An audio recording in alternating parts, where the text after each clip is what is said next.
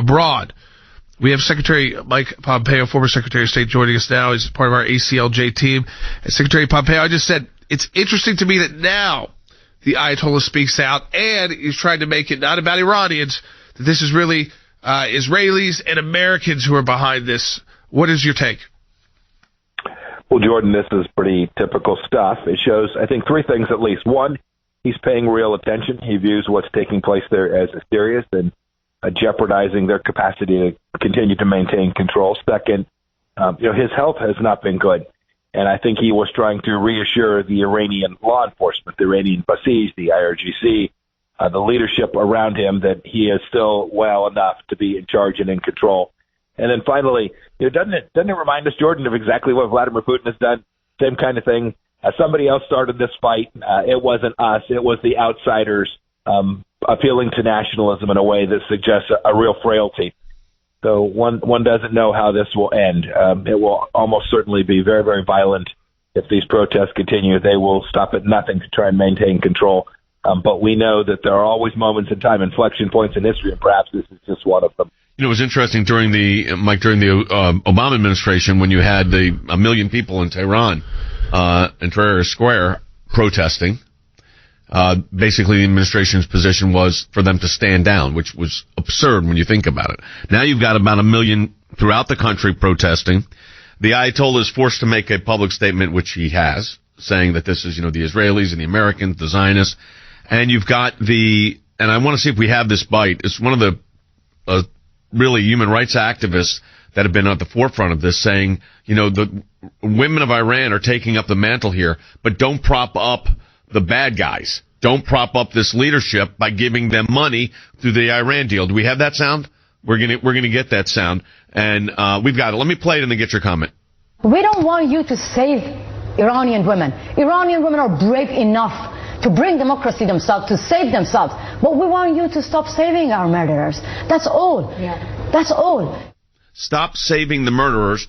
And when you give them money, you're saving the murderers, Mr. Secretary. Amen. That is exactly right. We have multiple examples of how America has responded. You're right. In the Green Revolution in 2009, the Obama folks wanted to stay away. They were trying to get their deal done. That when we were protests during our time, when I was the Secretary of State, we immediately put out statements supporting the Iranian people. And all the while, we were denying the people who were killing Iranians, the people who were imprisoning Iranians, the people who were threatening Iranians. We were denying them the resources to continue their terror campaign. And sadly, Jay, we're right back where we were in 2009 with this administration trying to cut a deal, not enforcing sanctions, and making these terrible human beings that are denying these women their basic and most fundamental rights, giving them money with which to continue their repression. It's an enormous mistake. It's not the case. The Ayatollah is wrong. This is not an American or an Israeli set of protests. This is an Iranian people's movement. What we shouldn't do is deny the Iranian people the opportunity to continue to express their free will. And this gets to my next question. If the right support was there from the world and Iran, the regime, was facing real crippling sanctions, and they didn't feel like they were maybe getting access, and they weren't able to use their airline to fly across Europe, do you think we're at a point where one day we could see the people of Iran, not because of Americans, not a military exercise, but the people of Iran coming together to overthrow this regime? And it goes back to an Iran that my age group is pretty unfamiliar with, other than seeing the imagery out of, but an Iran very different from these religious radicals. Jordan, I absolutely think it's possible. We never know. You can never predict the moment. But you do know this.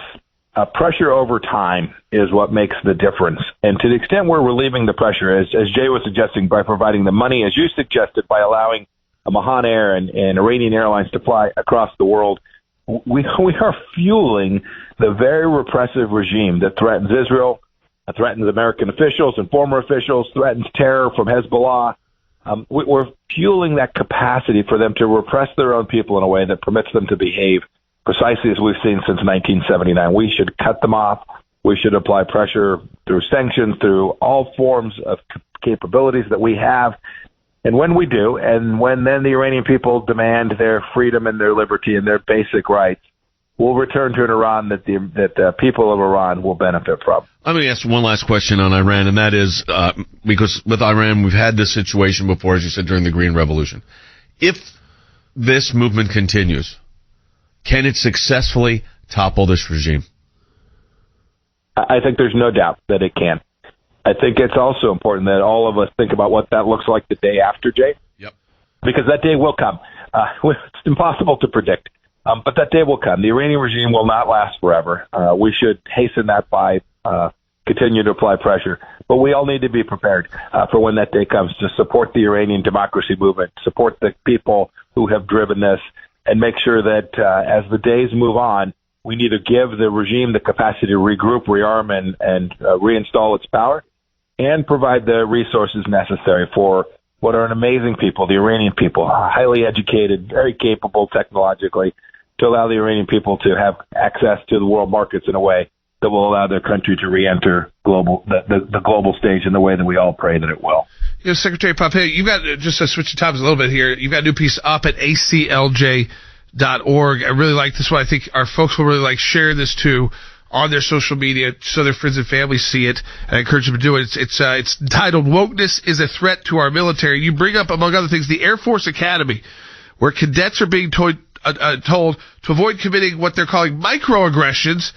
And these microaggressions, just so people understand what the Air Force Academy is defining these as, simple things such as, quote, saying, "you guys," and even the term terrorists, with terms that have been deemed, quote, less offensive.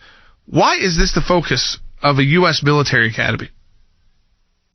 Jordan, it's unexplainable to me.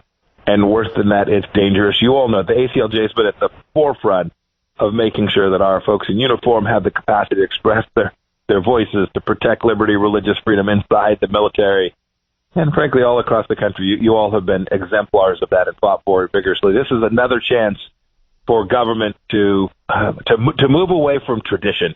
When you think about militaries and how they're built on culture, on heritage, and on tradition. And when you begin to walk away, when you tell them, I think you did mention, don't talk about mom and dad, just talk about parents and parental units. This is a use of language which denies what we know to fundamentally be true, and it loses the mission focus. Our militaries are designed for the singular purpose of deterring bad guys. When we start to focus, we have to focus on diversity, equity, inclusion in this way.